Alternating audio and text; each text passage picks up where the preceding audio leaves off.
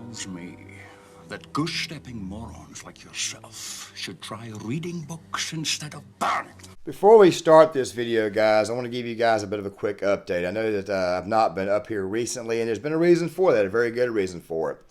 You see, Facebook is one of my chief avenues of viewership, and of course, Facebook saw to a comment I made, which, by the way, I probably shouldn't have made. They have obviously chosen to throw me in Facebook jail for the next 30 days, which, by the way, as of this video's recording, is about 17. That's exactly how much time I got left before I can start posting videos back to Facebook, but I wanted to make this video and go ahead and get it out there, and I'll post it to Facebook at a later date. Not to mention, I'll probably be posting this video on Commander 33 as well. Now, before we dive into this topic of how we got into this mess between us and Russia, which, by the way, I've made a few videos on this topic about Russia, but I've not actually discussed our end per se, or how it is that we actually got here.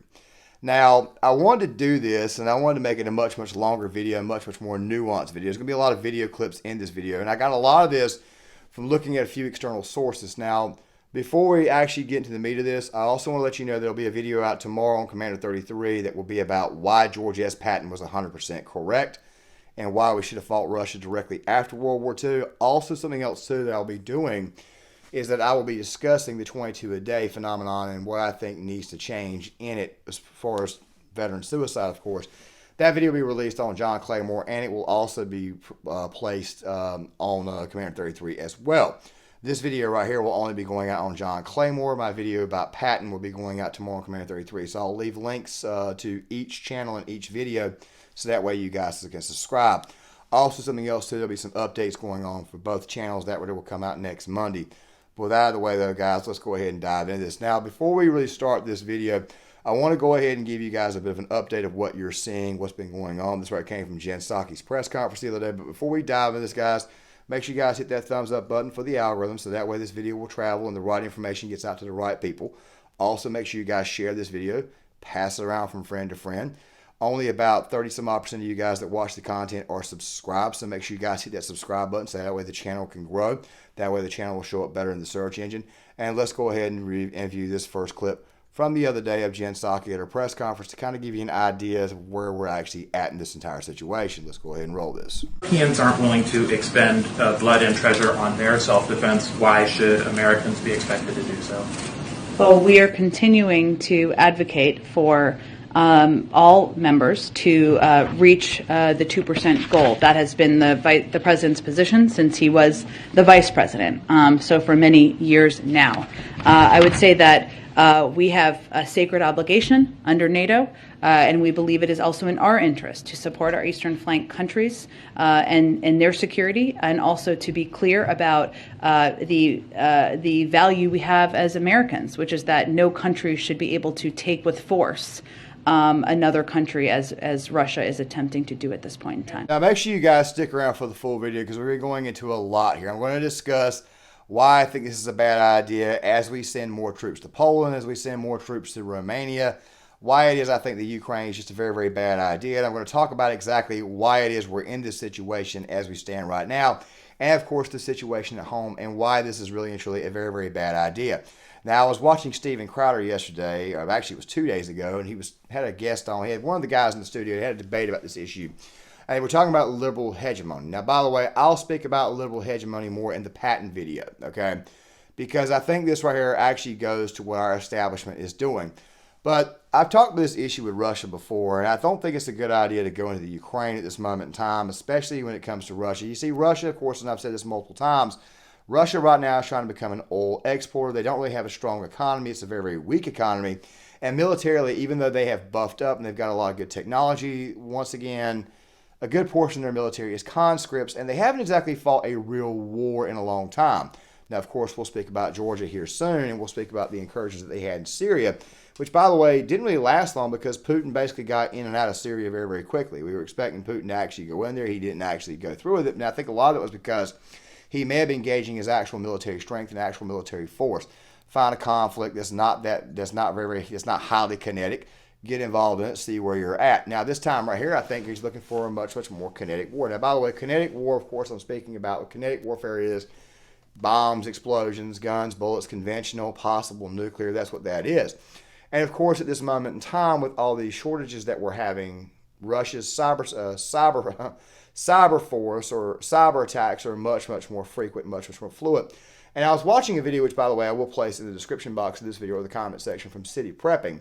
And he made a very, very good point about this 2 days ago, that Russia would use this as an opportunity to use cyber attacks because of our 5G rollout, especially with the stuff that's going on with planes right now. It might be advantageous for Putin to do this, okay? This information came out here recently, and I just figured I'd go ahead and mention that right now. But this whole thing started, realistically, if you want to get to the meat of it, it all started just before the 2008 Georgia-Russia conflict, you know, where Putin was the prime minister of Russia and he went into Georgia in 2008. This, of course, was right before George W. Bush was leaving the office of the presidency.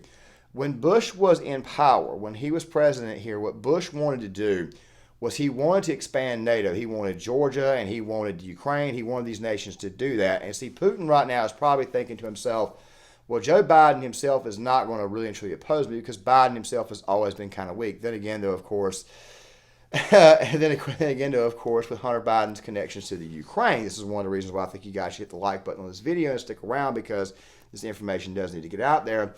He just may get involved. Of course, this would be very, very stupid to do so because Ukraine is not really a country that really has anything of any value. There's not really a point in even going. I mean, if Ukraine would actually join NATO, this right here would probably push Putin to come to the negotiating table.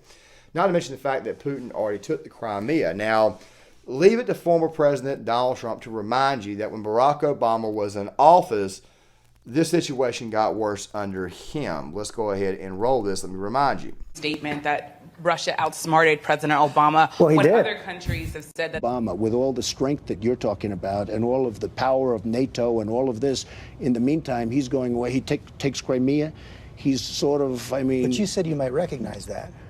I'm going to take a look at it. But, you know, the people of Crimea, from what I've heard, would rather be with Russia than where they were. And you have to look at that also.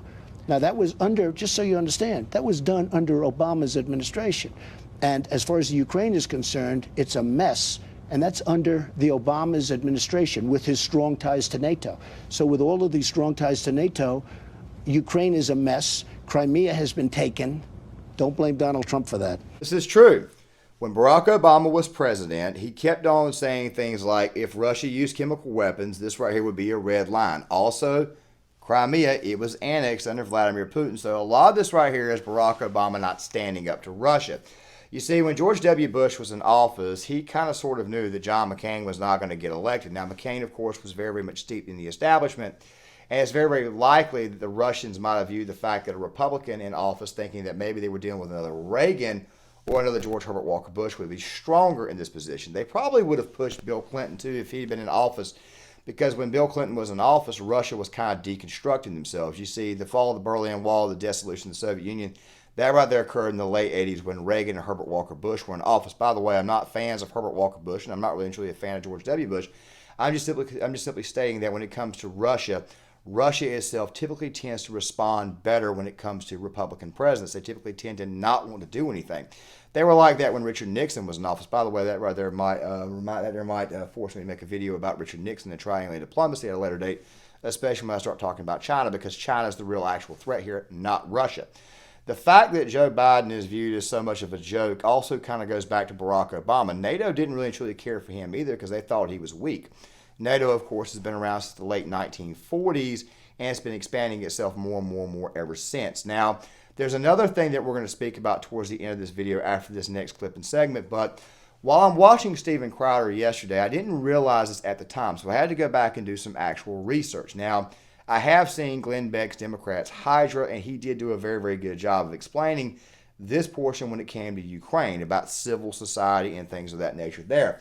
But what I did not realize was that Hungarian boogeyman, he had his hand in it at one time as well. Let's go ahead and roll this. Through my point. Billions of dollars trying to influence Ukraine and oppose what some people would say are lawfully elected politicians. Right. So the United States invested $5 billion in Ukraine from 91 to 2013.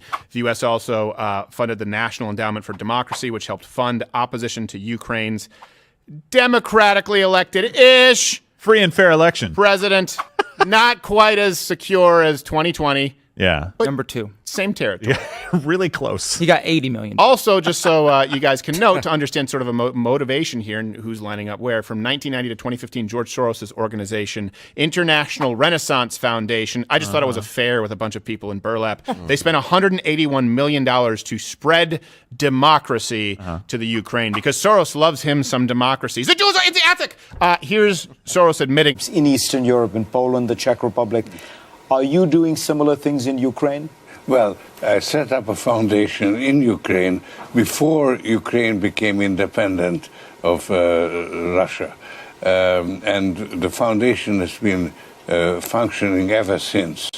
And it played an important part. So George Soros has had his hands in this as well.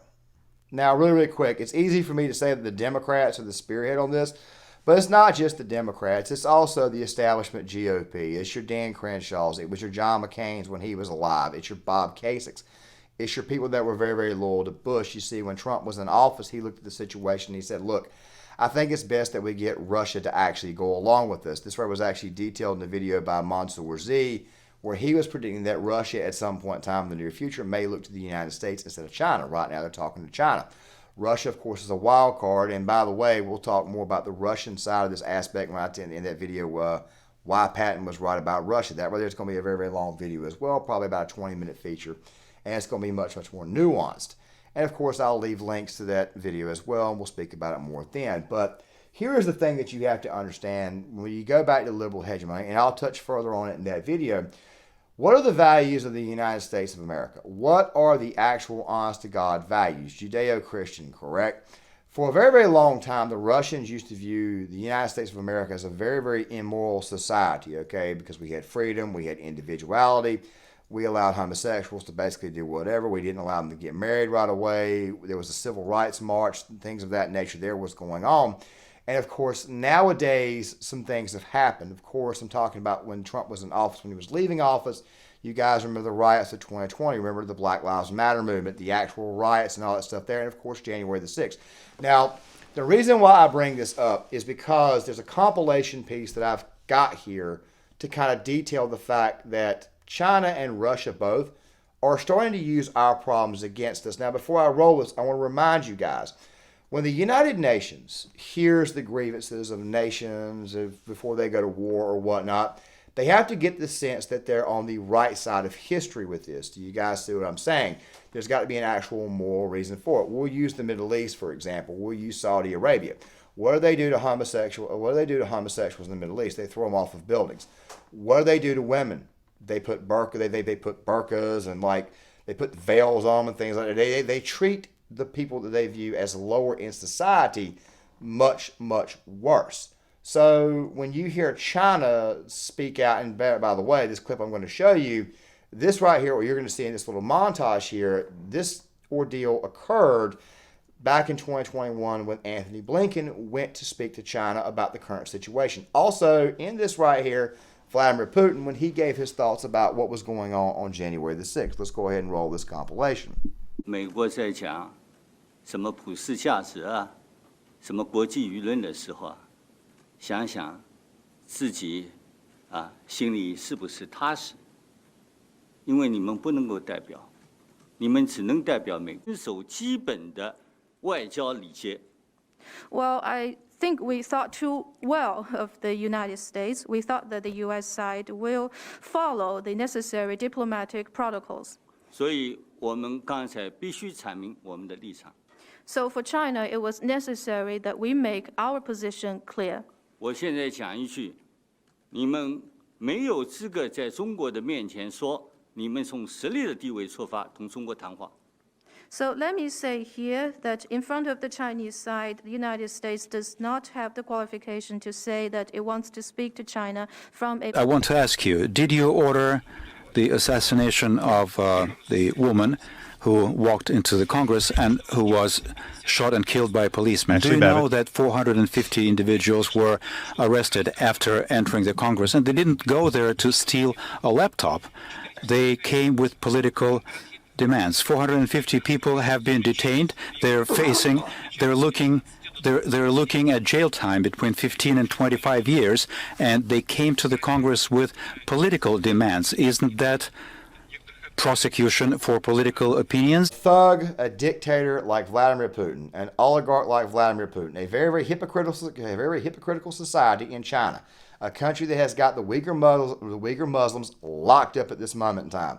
They are lecturing the United States on human rights. They're lecturing us on that stuff there. They're using Black Lives Matter against us. Oh, by the way, that reminds me. Oh, yeah, that's right. Barack Obama, he himself in 2016, he went to the United Nations to complain about the United States, about our gun laws, and say we have a gun problem. Like, man, maybe NATO should step in, which, by the way, has always been the goal of the establishment politicians, is to have the United Nations step in. The United Nations and NATO to step in and make us a more global society, taking away our sovereignty. But now you've given Russia the high ground in this discussion. Do you guys, a lot of people don't realize this, okay? And let me give you another example of what I mean. Jamaica, of all countries, earlier last year, 2021, they were protesting our embassy because we had the rainbow flag up. You see, in Jamaica, homosexuality is not regarded as allowed. We also had the Black Lives Matter flag and we had the gay pride flag up on our embassies in the country of Afghanistan. Homosexuality is not fly in those places. You see, it's stuff like that right there that makes countries like that there hate us. And by the way, guys, you know me. I'm as pro-America as you can get, okay? I'm just saying that this right here is what they see when they look at us. They use this as a morality argument against us. And now, of course, they're using January the 6th. Of course, Vladimir Putin did that. But here's the one thing that, quite frankly, and I'll end the video after this next clip. This one right here is the real point of the matter to kind of clamp down on what I'm talking about right now. Let's go ahead and roll this. To, let's say, World War II. Or even before that. If you're going to talk about the United States spreading its values throughout the world, this is something where really you would be talking about places like Russia, where people are placed in gulags, or if you're talking about even in places, in Africa, where just we know when we would send in missionaries, when we're teaching them about AIDS, and not just throwing contraceptives at them, but letting them know, hey, look, abstinence is also important. You can't have sex with a child to give your AIDS on down the line. We needed to actually establish cultural norms. Now, this is something that they believed and say there's a superiority to this culture as a result of Judeo-Christian values. And so I think we would all have been on board at one point with the idea that all of these countries would be better off if they adopted American values. Not that it's our job to force them to. Right. However, I can say now for the first time, if I'm a country, and this is not to say that Russia is a free country. This is not to say that Putin is anything other than basically a fascist asshat, okay? That being said, it's a lot easier right now, if you're Putin or any of these countries, to basically excoriate the United States for interventionism and go, look, you want us to be like country where you have men beating women in college athletics, little boys being taken away from father because not taking puberty blockers. Look, they have abortion up until and including after birth. Run clip of Ralph Northam. Look, they tell their children to get fat and feel that they should be proud and healthy. I rest my case with Exhibit Z, Lizzo eating a pizza with ranch. My point is, it does concern me that the values right now that we would export are not values that I would want exported. No. Unfortunately, Crowder is 100% correct. These right here are not the values that I want spread out to the rest of the world. You see, in America, we have freedom, okay? We have the freedom to do this, and it makes us very, very unique from the rest of the world. And you guys, like I said before, I'm as pro-America as you can get. There are obviously things that you can disagree with. But the Russians are looking at this situation. They're saying, holy crap. They allow biological men to beat the literal hell out of women inside the octagon. They allow biological men to compete in women's sports and completely crush their women. They treat their women worse than we do. Do you see what I'm saying? It's the morality argument. They kill babies after birth. That's called infanticide. Do you see what I'm saying?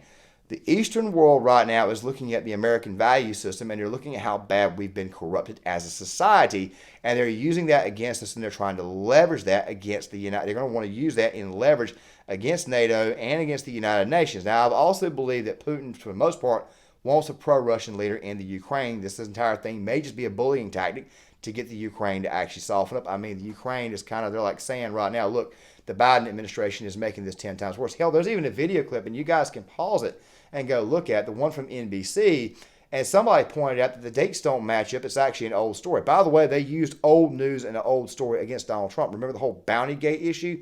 That right there occurred under Barack Obama. They brought it back up in 2020. Our media is terrible for this because our media deep down inside wants this war with Russia, and quite frankly, they are not to be trusted. You guys see what I'm saying? But these type of values that Steven Crowder was just mentioning, like I just said, transgenders in sports, biological men beating up women, killing babies, things of that nature. These right here are not the values that need to be spread across the world, and Russia and China are going to use that against us. More so Russia at this moment in time. I already know this is going to come up because at some point in time we are going to go to the United Nations. Now, is it in the United States' best interest to do this? No, it is not. I mean, dude, right now they're telling you that our economy is working, but yet the price of gas is anywhere between $3 and $5 a gallon. Hell, it's $3.30 right now here where I live at a gallon for gas. The shelves are empty. I mean, the grocery store where I've got like several grocery stores, and I mean, none of them have got full shelves. The United States of America has got too many damn problems, way too many problems to consider themselves wanting to go to war, not to mention you have a president that is not popular. And it's possible that maybe he might want to start a war, stoking the American spirit, trying to get us ready for war.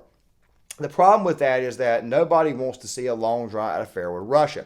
Right now, if you've got an approval rating of about 38%, I don't think a war is going to raise your approval rating no more than 4 or 5 points, when most of the country itself does not want an actual honest-to-God war. They don't want the military to do anything.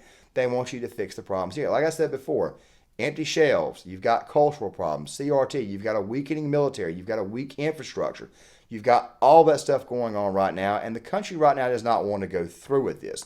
Now, guys, I made this video, and it took me a long time to actually go and actually do some research on this video. There's going to be a second component of this video that will be coming out tomorrow on Commander 33 on why George S. Patton was 100% correct.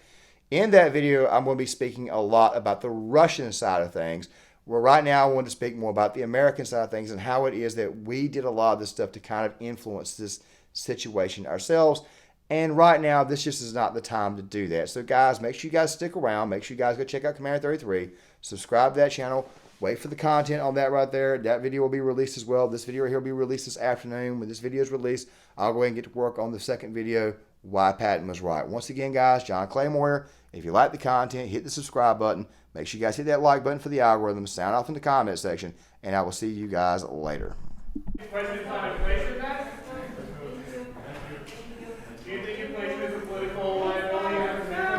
That's a great asset. More inflation. What a stupid son of a bitch.